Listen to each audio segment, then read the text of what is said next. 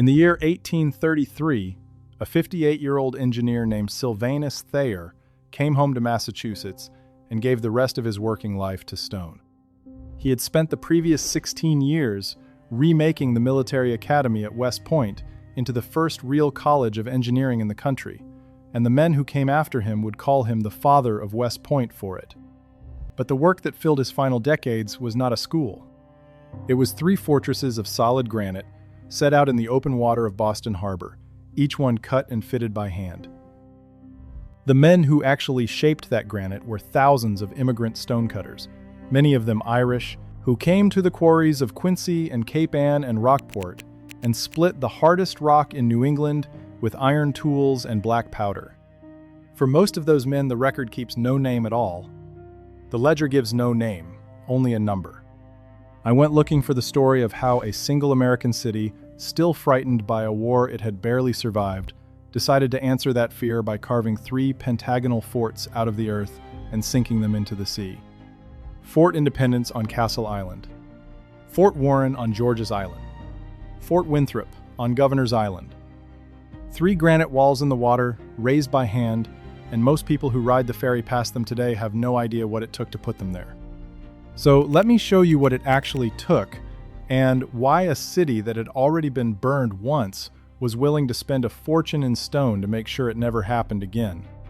To understand why anyone would attempt something this heavy and this far out in the water, you have to go back to the war that scared the country into it. In the War of 1812, the young United States learned a humiliating lesson about its own coast.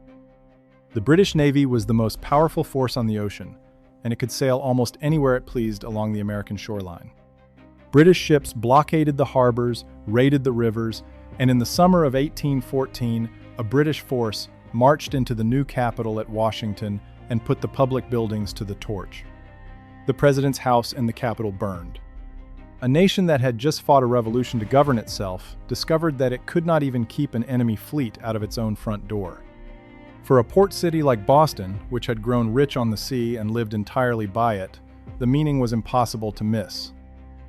The same water that carried the trade could carry the guns. A hostile squadron could come through the harbor mouth on a fair wind and stand off the wharves and dictate terms to the city by the threat of its broadsides. So when the war ended, the country made a decision that shaped the American coastline for the next 50 years. It would not trust to luck and a navy that did not yet exist. It would build a permanent wall of forts around every important harbor, forts of masonry and stone, strong enough to take the fire of a fleet and give it back.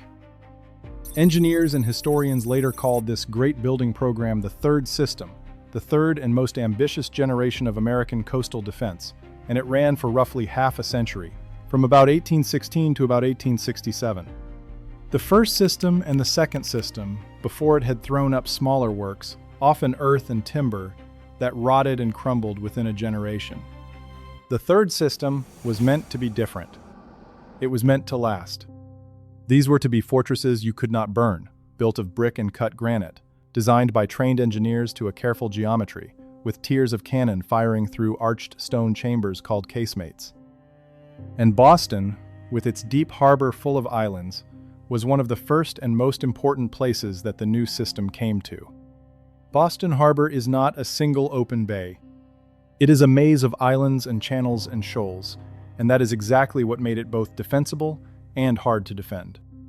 A fleet trying to reach the city has to thread its way through narrow water between low islands, and if you put a fort on the right islands, you can catch any ship that tries to pass in a crossfire from both sides. That was the plan. Not one great fort, but a chain of them, each one covering a stretch of channel, so that no enemy could run the gauntlet without sailing into the guns of 2 or 3 forts at once. The 3 granite forts at the heart of this story sat at the key points of that maze. Castle Island, closest to the city. George's Island, farther out, commanding the main ship channel. And Governor's Island, between them, holding the high ground. And the man the country trusted to oversee the building of all 3 was Sylvanus Thayer. It is worth stopping on Thayer for a moment because he is the thread that ties this whole story together, and he is not the kind of man most people picture when they think of a soldier. He was born in 1785 in Braintree, Massachusetts, a few miles from the granite hills that would later furnish his forts. He went to Dartmouth College and graduated at the top of his class in 1807. He became an army engineer, and after the War of 1812 he was sent to Europe to study how the great military powers trained their officers and built their fortifications. He came back and was made superintendent of West Point in 1817, and over the next 16 years he rebuilt that academy from a struggling little post into a rigorous engineering school, with strict discipline, hard mathematics, and a code of honor that the place still runs on. When he finally left West Point in 1833, he did not retire. He came home to Massachusetts and took up the post of chief engineer for the Boston area, and he held that work for most of the next 30 years. The official record of the harbor defenses of Boston names him without ceremony as the supervising builder of Forts Independence, Warren, and Winthrop. The most famous educator in the American Army spent the back half of his life out in the harbor wind, watching stone go up out of the water. Now hold that image and look at where the stone came from, because the granite was the whole problem. New England sits on some of the hardest and finest building stone on the continent. The granite of Quincy, just south of Boston, is a dense, even-grained rock that takes a clean edge and lasts for centuries, and quarrymen had been opening the Quincy ledges in earnest since the 1820s. The granite of Cape Ann and of Rockport, north of the city, was just as good and sat conveniently near deep water. This was a gift and a curse at the same time. It was a gift because it gave the engineers a material that could shrug off cannon fire and salt and frost for hundreds of years. It was a curse because granite is brutally heavy and stubborn, and in the 1830s and 1840s there was no machine on earth that could cut it, lift it, or move it for you. Every block had to be won from the ledge, shaped, hauled to the water, floated out to an island, lifted into place, and fitted by human muscle and animal power. Picture the weight of that. A single-facing block for a fort wall could weigh several tons, and a fort needed tens of thousands of them. The men who did that work were a population unto themselves. Quincy's granite industry pulled in thousands of skilled stonecutters from across the Atlantic, Irish first and most numerous, then Scottish, Finnish, Swedish, and Italian quarrymen, and whole neighborhoods grew up beside the quarries to house them. This was not a passing boom. Between 1825 and the middle of the next century, more than 50 separate quarries opened across the hills of West and South. Quincy and the town earned a plain and honest nickname, the Granite City. Generation after generation of immigrant families lived and worked beside those open ledges, and the skills they carried off the boat became the skills that cut the harbor forts. These were not unskilled hands. A stonecutter who could split a granite block clean along a chosen line and then dress its face flat and true was a craftsman, and the work was as dangerous as it was skilled. To split a block, the men drilled a line of holes into the solid rock by hand, one man turning and striking a steel drill while the dust and chips flew, and into those holes they drove iron wedges set between two curved iron shims, a tool the trade called plug and feather. Struck in sequence along the line, the wedges forced the granite to crack along exactly the seam the cutter had chosen. Where they needed to move more rock faster, they packed the holes with black powder and blew the ledge apart. And black powder in a quarry is a thing that kills men who make one mistake. Then the broken stone had to be lifted, and that meant derricks, tall timber masts with booms and block and tackle, turned by hand or by horse, swinging multi-ton blocks through the air above the heads of the crew. The whole scene ran on rope and timber and iron and bone. Getting that stone from the quarry to the harbor islands was its own feat, and it tells you everything about the age these forts were built in. A few years before the fort work, in 1826, a man named Gridley Bryant had built something called the Granite Railway in Quincy to haul stone for the Bunker Hill Monument.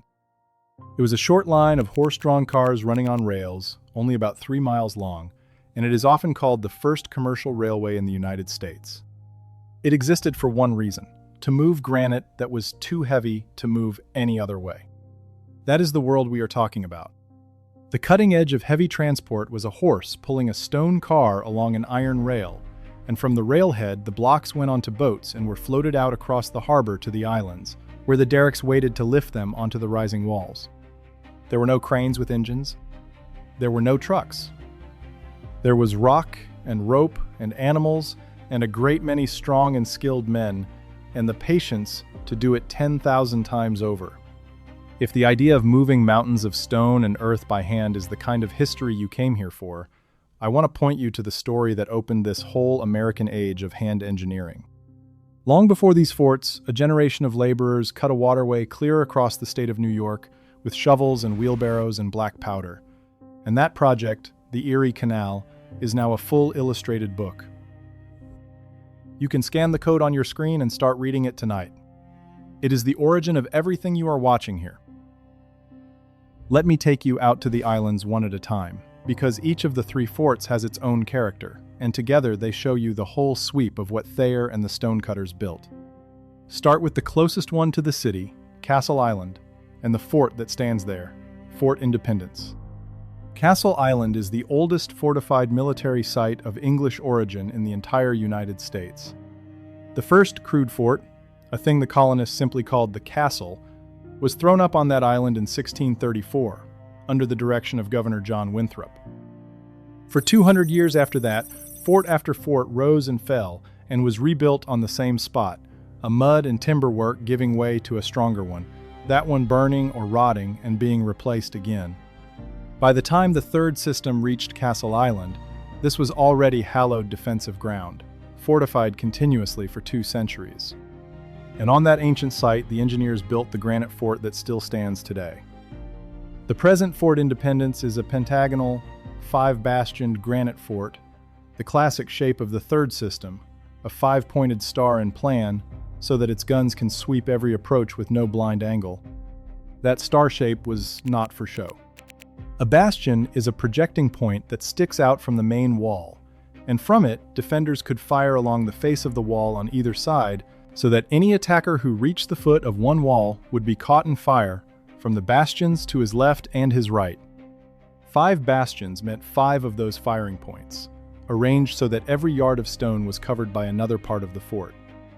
It is geometry turned into stone, and it is the same geometry, drawn from European military engineering, that Thayer had studied abroad and brought home to the harbor islands. The work on the granite fort ran from about 1833 or 1834 through about 1848, with repairs and additions continuing right up to 1861. The walls are about 30 feet high and about 5.5 feet thick, built primarily of granite quarried at Rockport on Cape Ann and floated down to the island. At the height of its strength during the Civil War, Fort Independence mounted about 96 cannon. Some of those were enormous 15-inch Rodman guns, smooth-bore monsters that could throw a solid shot weighing 450 pounds more than 3 miles out to sea. Stand under those walls and do the arithmetic. 96 guns, the heaviest of them able to hurl a 1/4 ton of iron across 3 miles of water, all of it firing from behind 5.5 feet of hand-cut Rockport granite. No wooden warship of that era wanted any part of running past a fort like that.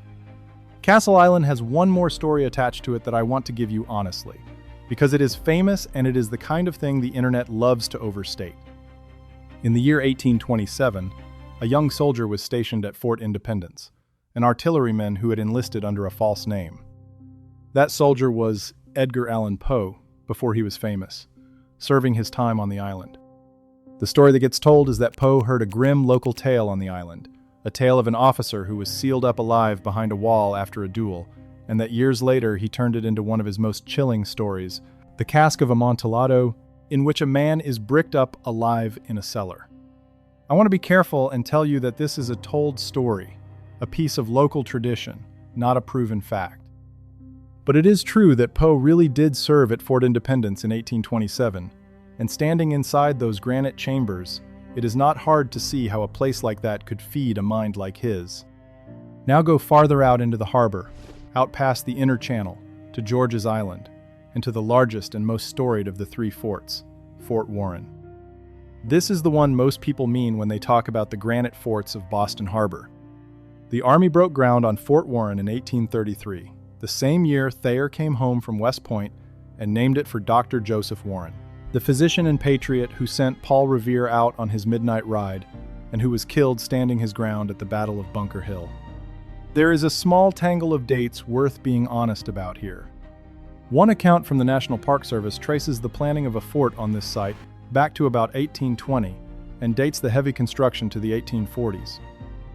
Other records put the formal start of granite work at about 1833 under Thayer. The fairest way to say it is that the ground was broken around 1833, that the great masonry of the fort rose through the 1840s, and that the work was largely finished by about 1850 and dragged on in its final details right into 1861. Fort Warren is built, like its sisters, of hand-cut granite from Quincy and from Cape Ann, and the scale of it is hard to take in until you are standing in the cool dark of its casemates. The foundation walls are about 12 feet thick, and the superstructure above them about 8 feet of solid stone. The fort was designed to mount more than 200 guns, an enormous battery, and by 1864 it had something like 97 guns in place. Every one of those arched casemates, every granite vault that holds a gun, was raised by men lifting and setting stone with derricks and levers and their own backs, out on an island in the harbor where the wind never stops and the winter comes off the water like a blade. Think about laying a course of multi-ton granite blocks true to the line in a January gale, with the salt freezing on the rope and the stone slick with ice. That is the work that built Fort Warren. It is one thing to cut granite. It is another thing entirely to cut it, float it miles out to sea, and stack it 40 feet into the air on a rock in the middle of a cold harbor, and to do it so well that the walls stand straight 170 years later. For most of its construction, Fort Warren was a quiet place, a long, slow labor of stone, with no enemy in sight. And then, almost the moment it was finished, history came for it all at once. In April of 1861, the Civil War broke out, and Fort Warren was caught only barely complete. There was still construction debris on the parade ground and not a single gun mounted when the war began. In May of 1861, the fort was first garrisoned by the 2nd Battalion of Massachusetts Militia, a unit that took the nickname the Tiger Battalion. And it was these soldiers, drilling and waiting inside the new granite walls in the spring of 1861, who are credited with putting together the marching song that became one of the most famous tunes of the entire war, John Brown's Body.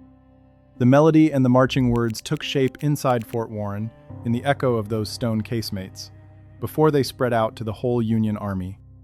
A song that millions would sing was born in a fort that had been built to fire cannon, sung by men killing time behind walls the stonecutters had only just finished.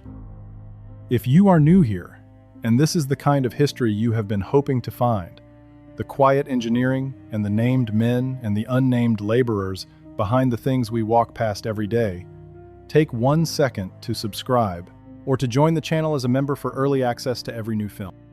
It is the simplest way to keep work like this going, and it means more than you know. But the most dramatic chapter in the whole life of Fort Warren came not from cannon fire but from a prison cell, and it nearly dragged the United States into a second war with the greatest empire on earth. As the Civil War deepened, Fort Warren was turned into a prison for captured Confederates, and it became one of the most secure and most famous prisons of the war. The first prisoners arrived on the 31st of October, 1861. More than 150 political prisoners and several hundred Confederate soldiers marched into the granite fort that had just stopped being a construction site. Over the course of the war, more than 2,300 prisoners passed through Fort Warren. And here is a number that says a great deal about the place. Of all those prisoners, only 13 died there. For a Civil War prison, where disease and neglect often killed men by the hundreds, that is a remarkable record, and it speaks to how the fort was run and how solidly it was built. Then came the crisis. In November of 1861, an American warship, the San Jacinto, under Captain Charles Wilkes, stopped a British mail steamer called the Trent on the open sea. On the 8th of November, Wilkes seized 2 men from the Trent, James Mason and John Slidell, 2 Confederate envoys who were sailing to Europe to try to win Britain and France to the Southern cause. Wilkes carried them back to Boston and locked them up in Fort Warren.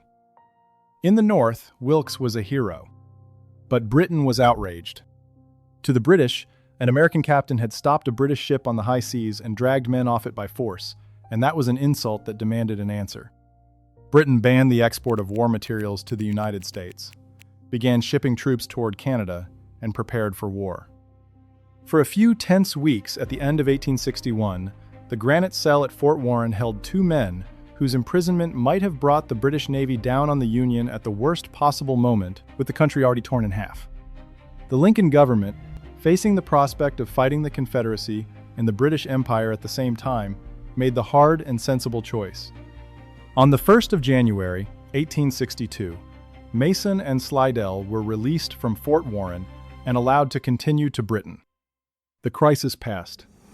War with Britain was avoided. And it had all turned, for a moment, on a prison built of hand-cut granite out on George's Island. Later in the war, Fort Warren would hold even bigger names, including Alexander Stephens, the Vice President of the Confederacy himself, who arrived as a prisoner in 1865. Now come back in toward the city, to the third fort, the one almost nobody remembers, because its fate is the strangest of the three. This is Fort Winthrop, on Governor's Island. There had been a fort on Governor's Island for a long time. An earlier work there was completed in 1812, just in time for the war, and at that time it carried the name Fort Warren.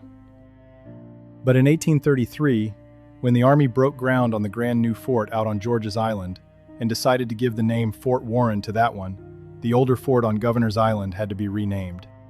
They called it Fort Winthrop in honor of John Winthrop, the same Puritan governor who had ordered the first castle built on Castle Island 2 centuries before. So the three forts of this story are bound together even in their names, all the way back to Winthrop and the first fortification of the harbor in 1634. Fort Winthrop, too, was rebuilt and strengthened in granite and brick under the third system, with a central citadel mounting around 16 guns, holding the high ground between Castle Island and George's Island and helping to close the crossfire over the channel. And here's what happened to it, and it is the kind of ending that tells you how fast the modern world can erase the old one. As coastal forts gave way to newer kinds of defense, Fort Winthrop fell out of use. The works were damaged and abandoned, and the Army relieved the last caretaker in 1905. Then the city kept growing, and in the 20th century Boston needed land for an airport. So they took it from the sea. The shallow water and the small islands around Governor's Island were filled in with earth. The island was joined to the mainland, and the airport spread out across the made ground. Today, Governor's Island does not exist as an island anymore, and Fort Winthrop does not exist at all as a standing fort. The ground where that granite citadel once held the high water of the harbor now lies buried beneath the runways of Boston Logan International Airport. Every day, planes touch down on the exact ground where stonecutters once set granite to guard the city, and not one passenger in 1,000 has any idea that a fort lies under the asphalt. Of the three forts the stonecutters raised, one became a song, one became a famous prison, and one became the bottom of a runway. So what did all of this stone and labor and danger actually accomplish? Here is the strange and quiet answer, and it is the heart of why these forts matter. In all their long lives, the great granite forts of Boston Harbor never fired their guns at an enemy fleet. No British squadron ever tried to run the channel. No foreign navy ever tested the crossfire that Thayer and the engineers had so carefully laid out. And that was not a failure. That was the entire point. The forts were built to deter, to make the cost of attacking Boston so obviously high that no rational enemy would try. Remember the reach of those heaviest guns. A 15-inch Rodman at Fort Independence could throw a 450-pound shot more than 3 miles. The channels a fleet had to use were far narrower than 3 miles across. That means a ship trying to slip past would never be out of range, never in safe water, exposed the whole way through to iron heavy enough to smash through an oak hull and dismount its guns. A wall of granite bristling with 200 guns on the one island, 96 guns on the next, 16 more on the third, all of it covering the only way in, is an argument that does not have to be spoken aloud. The forts won their war simply by existing, by standing in the water year after year as a promise that any fleet that came would be torn apart before it reached the wharves. The deterrent held. The city was never attacked from the sea again. And so the most expensive thing the stonecutters built is also the thing that, in a sense, never had to do its job, because it did its job by being there. That makes the forts a peculiar kind of monument. They are monuments to a danger that never came, paid for in advance, in granite, by hand. And 2 of the 3 are still out there for you to see. Fort Independence still stands on Castle Island, now joined to South Boston by filled land, and you can walk right up to its granite bastions, which are preserved as a state park. Fort Warren still stands on George's Island, the centerpiece of the Boston Harbor Islands Park, and you can take a ferry out across the same water the stone was floated over, walk into the cool, dark casemates, and run your hand along granite that immigrant cutters dressed by hand in the 1840s. The walls are exactly where the masons left them. The arched chambers still hold the shape of the guns that are long gone. And the third fort, Fort Winthrop, is gone from sight, but not from the record, sleeping under the runways, a reminder that even granite is not always proof against the next century's needs. I keep coming back to the hands that did this, because that is where the real weight of the story lives. We tend to imagine that great fortifications are the work of generals and engineers, men with names and ranks, and there is truth in that. Sylvanus Thayer earned his place at the center of this story. But Thayer did not lift a single block. The forts were built, course by course and stone by stone, by thousands of working men, whose names the record almost never kept. The Irish stonecutter who split a granite block clean along his chosen line and then dressed its face true. The quarryman who packed the powder and lit the fuse and prayed the charge would fire the way it should. The teamster who drove the oxen, the man who rode the derrick boom, the laborer who stood waist-deep in cold harbor mud to set the footing of a wall that would stand for 2 centuries. The work maimed and killed men in the ordinary, uncounted way that hard labor always did in that age, by falling stone and powder and the simple violence of moving enormous weights with rope and muscle.